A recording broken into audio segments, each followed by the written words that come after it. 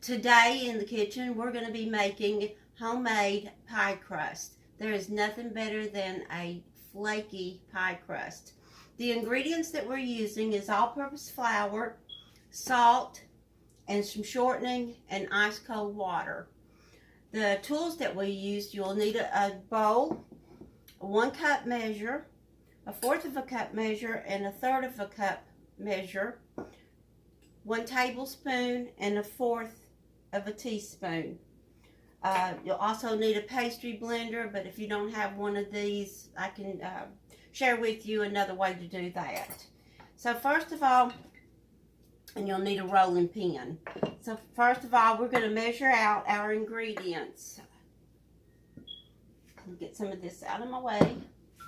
So we're going to measure out our flour, and the way I like to measure flour, instead of just dipping it in there because you'll compact the flour and get too much flour, which will, the ending result would be in a tough dough or crust, and we don't want that. So I like to spoon my flour in. Let me move this over where you can see.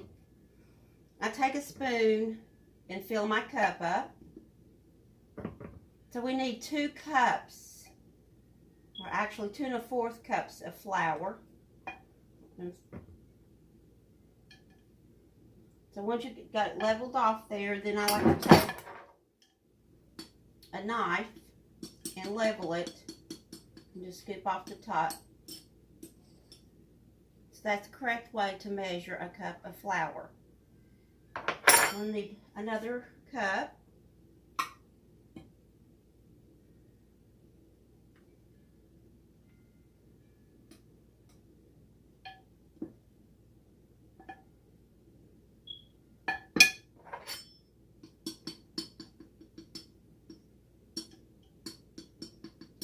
You can use this crust for many things. You can make it a day ahead and put it in the refrigerator. Or you can go ahead and bake it then. You can also freeze it before you roll it out. And then we're going to need a 1/4 of a cup of flour. So we're going to fill that up. Level it off.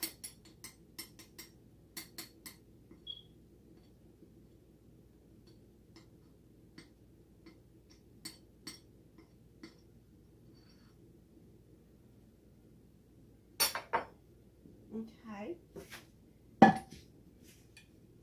Smooth that out of the way. So next, what we'll need is 3/4 of a teaspoon of salt.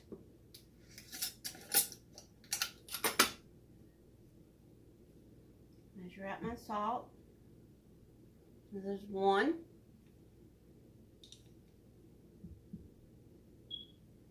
2. 3, which would be a 1/2 teaspoon and a 1/4 of a teaspoon. So it's 3/4 of a teaspoon of salt. And then we're going to measure out our shortening. So we need 2/3 of a cup.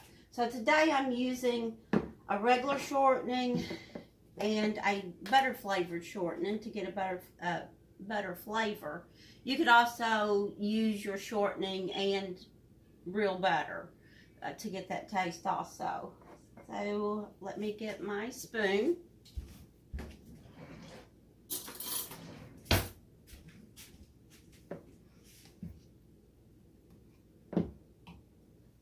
Need a 1/3 of a cup.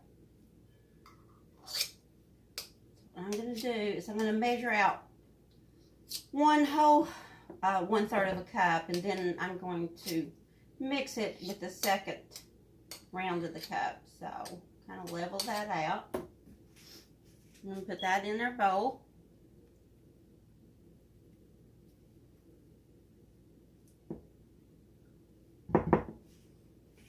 Okay, so I'm put a little more of the regular shortening in my cup. You don't want to get too much shortening in your dough. Too much shortening will be result of a crust that will crumble on you. So I'll have to measure this out.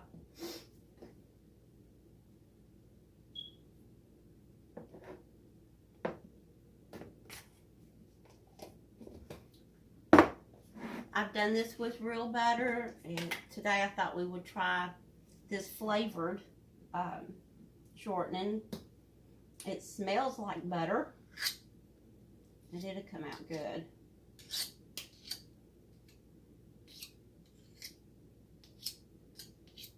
Okay, we got that measured out. I'm going to put all of this in the bowl. And after we get this in here, we're going to mix it up with our pastry blender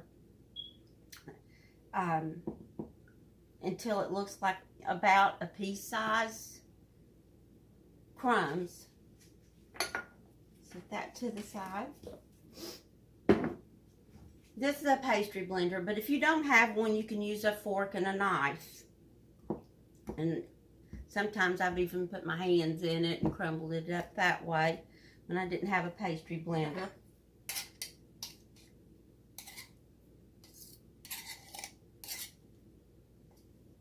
It'll take a few minutes to get this working and incorporated, the fat incorporated into the flour. And just keep working that. As I do this, it reminds me of my grandmother and watching her make biscuits when I was young. It's been a long time ago. She was a wonderful cook. She used to cook for the school and make biscuits every morning and for us. And she also was a head cook at our local hospital.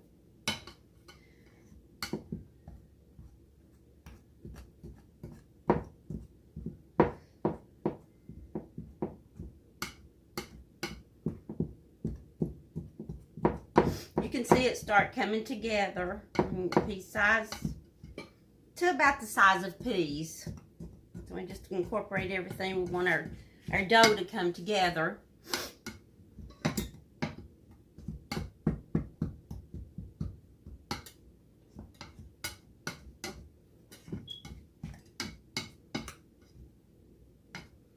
So once you get to where it's looking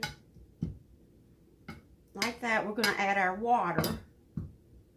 We'll add that. It'll be anywhere between 8 to 10 tablespoons of ice water. It just depends. You want to add one at a time until you get the right consistency. So I'm going to show you what this looks like up close, and that you can see the peas.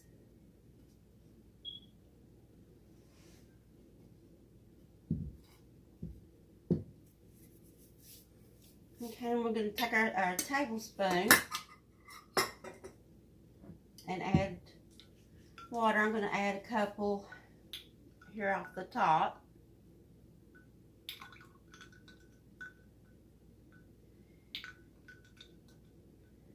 Or 3. So we've got 3 in there. We're just going to start mixing that up.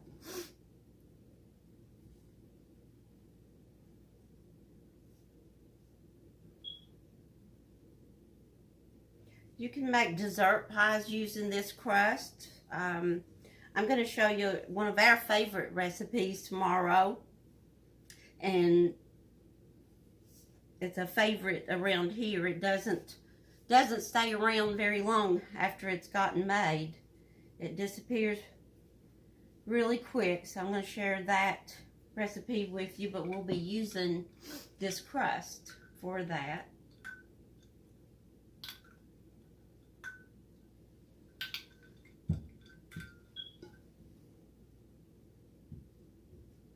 You want to just incorporate everything until we get a dough that we can handle enough, to roll out with a rolling pin. Now I have a mat here, and this is a silicone mat. And so while I'm doing this, we'll talk a little bit about rolling mats. If you don't have one, don't worry. You can use some wax paper. You can just, wet your countertop and lay it down so that way it won't scoot around on you.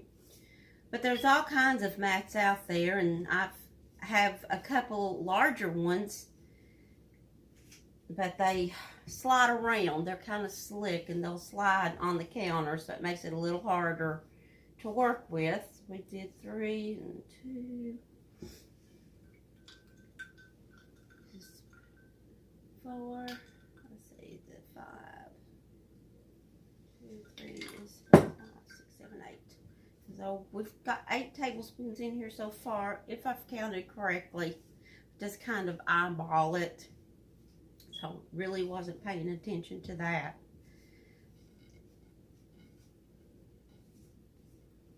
And you can see this starting to come together and form a dough.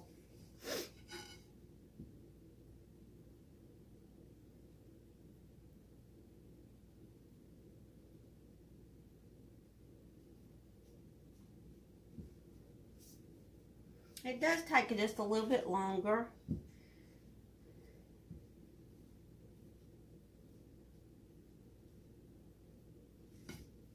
Put a little bit more water in it.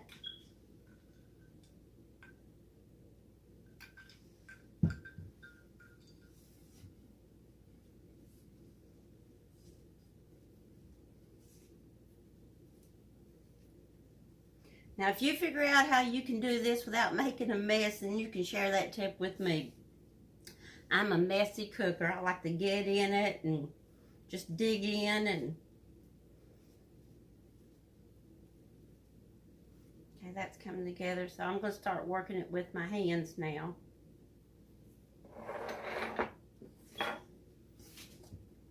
And that way I can get a feel of the dough, and if it's got enough moisture in it, that we can roll it out. So I'm going to go ahead and click all of that. Still a little bit dry.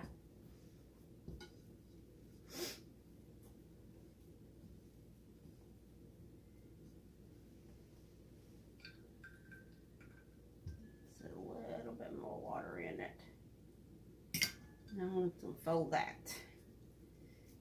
I'm going to work that in.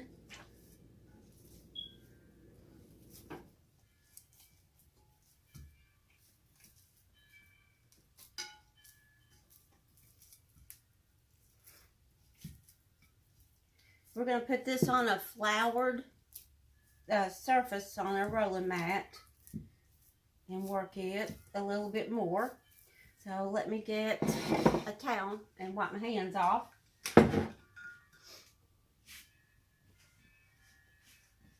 And sprinkle some flour on your mat.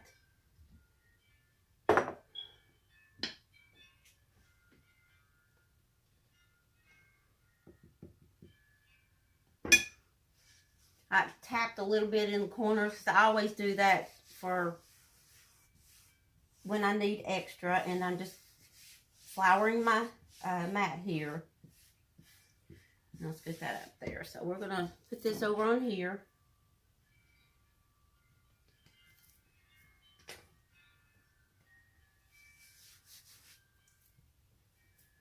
And work the dough until it becomes smooth.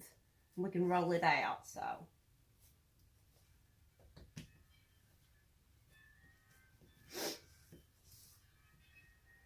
I got a little too much water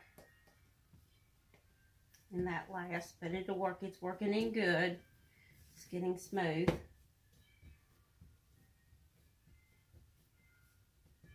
You don't want it too dry and with too much flour, because like I said, that will make a tough dough or a tough pie crust.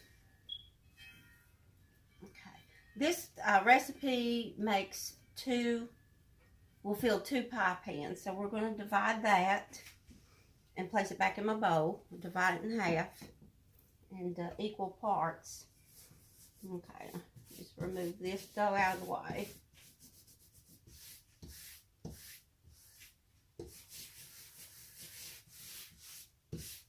Alright, some more flour on the board. Now at this point, if you want to use the dough later. It'll last up to 5 days in the refrigerator. And you can flatten it out and wrap it in plastic wrap really good. And then it'll firm up and just kind of let it soften up a little bit when you take it out so that you can work with it. So we're going to put a little flour out here and get a rolling pin. You want to flour your rolling pin up, and I found that the lighter the touch with the rolling pin, it doesn't stick as bad. So let me move this over here and just roll it out. What I like about this mat is it has the little circles on it, so I know what size to roll it for my pie plate. So we can roll that out, put a little more flour on it. And just roll in the different directions. Make a circle. It doesn't have to be perfect. You can straighten it up once you get it in the pie plate. We're going to roll this out fairly thin.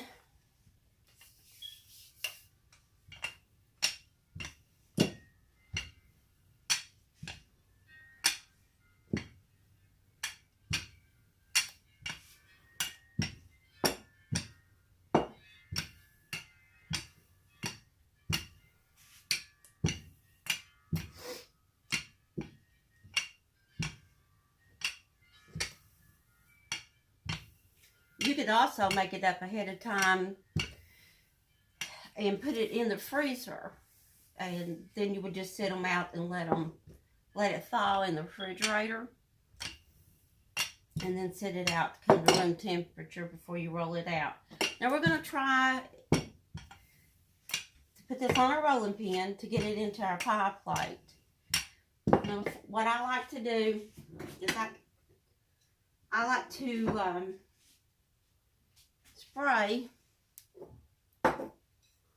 my pie plate just so that when I pre-bake it and we fill it, it doesn't stick in the pie plate. I'm going to set this over here.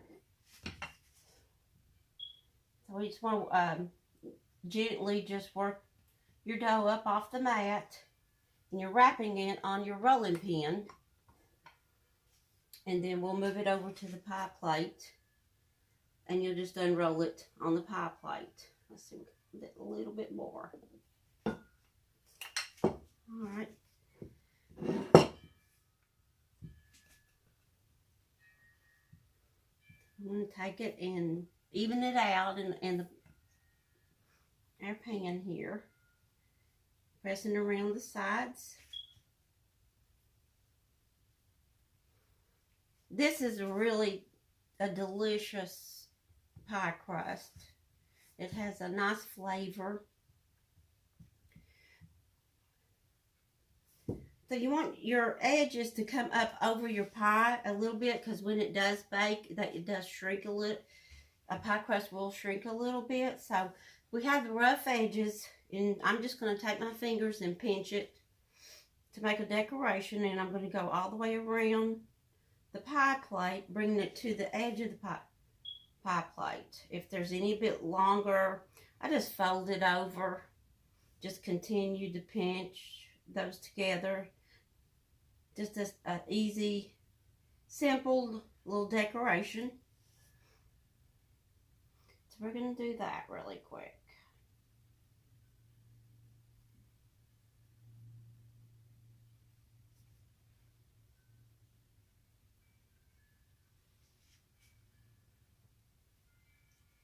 So as I continue to do this, what I'm going to do is I'm going to take a fork. Let me get a fork for us.